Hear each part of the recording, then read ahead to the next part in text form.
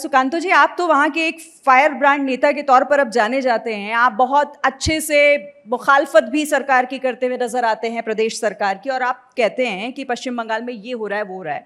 पहले तो आप मुझे बताइए पश्चिम बंगाल में क्या चल रहा है आजकल?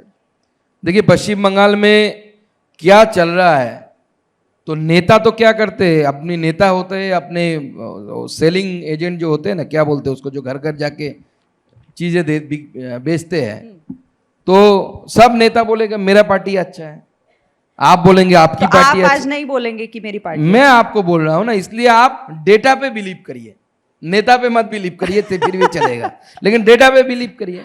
रिसेंटली बंगाल, शायद नेशनल न्यूज चैनल में शायद आपने भी दिखाया होगा, बंगाल ने तो रिकॉर्ड, मेरा सवाल इसीलिए पहले ये था कि आप बताइए क्या चल रहा है वहां पर। मैं वही बोल रहा हूं, बंगाल ने तो रिकॉर्ड कर लिया। हाँ।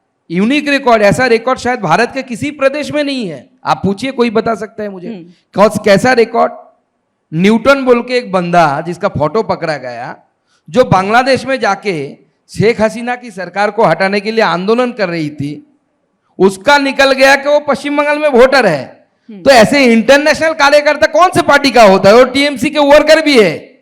तो भारतवर्ष में टीएमसी एकमात्र राजनीतिक दल इस समय हो गया है, इसके लिए उन्हें अवार्ड दे सकते हैं आप, कि पहला भारत का राजनीतिक दल, पॉलिटिकल पार्टी, उनके पास इंटरनेशनल कार्यकर्ता है, जो बांग्लादेश में जाके एजिटेशन करते हैं, पश्चिम बंगाल में भी एजिटेशन करते हैं, और पश्चिम बंगाल में बाकायदा वोटर लिस्ट में उसका नाम है, और वो टीएमसी के कार्यकर्ता भी है। ऐसा रिकॉर्ड तो दीदी के अलावा कोई नहीं कर सकता। यही दर्शाता है कि पश्चिम बंगाल की सरकार जिस तरीके से चल रही है, आगे आने वाले समय में भारत के आंतरिक सुरक्षा के लिए, इंटरनल सिक्योरिटी के लिए, पश्चिम बंगाल सरकार itself becoming a threat, specially the political party, because their administration ऐसा है वहां पे कि एडमिनिस्ट्रेशन पॉलिटिकल पार्टी के बाहर जाके काम नहीं कर पाता।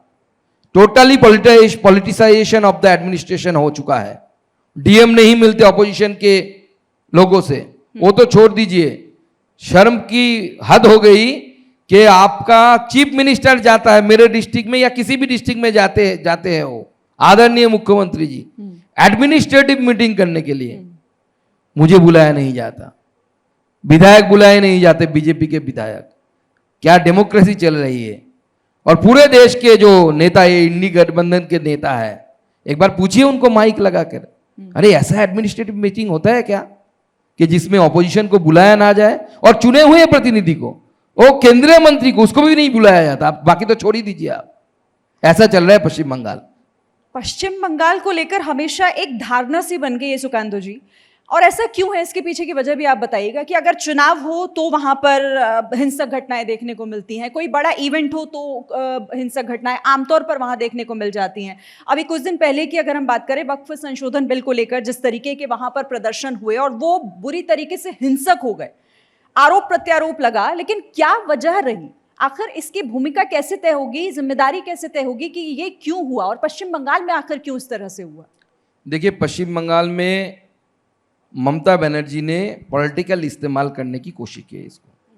इससे पहले एनआरसी के समय, सीए के समय भी हुआ था, आप शायद भूल गए होंगे, ट्रेन जलाए गए थे।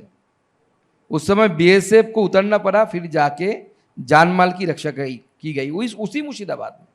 मैं तो उस इलाके में गया था जिस मुर्शिदाबाद में जो घटनाएं घटी, जहाँ पे चंदन दास, उनके पिताजी को हरगोविंदो दास घर के सामने काट दिए गए, परिवार भागने के लिए मजबूर हो गई।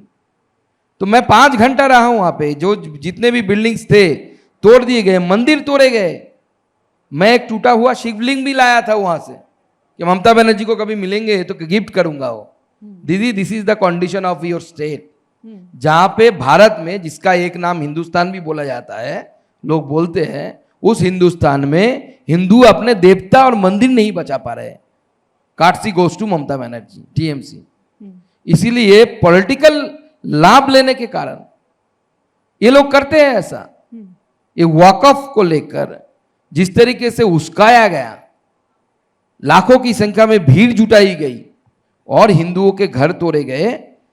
मुझे एक बच्ची मिली थी, शायद कॉलेज में पढ़ती होगी, 10 दिन बाद लौटी थी, जब मैं जिस दिन मुर्शिदाबाद में घुसा था।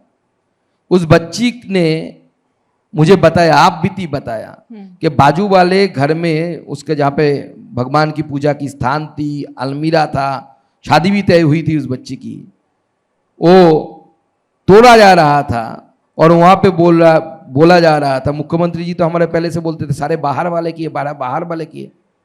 तो लड़की वहां पे बोल रही थी कि मैं सुन रहा हूं, मैं और मेरी माँ वहां पे जो दंगाई आए थे वो बोल रहे कि इस घर में सुंदर एक लड़की रहती है, उसको बाहर निकालो। उसके साथ गाली दे रहे थे, मैं बोल नहीं पाऊंगा, उसको बाहर निकालो, यहीं पे रेप करेंगे।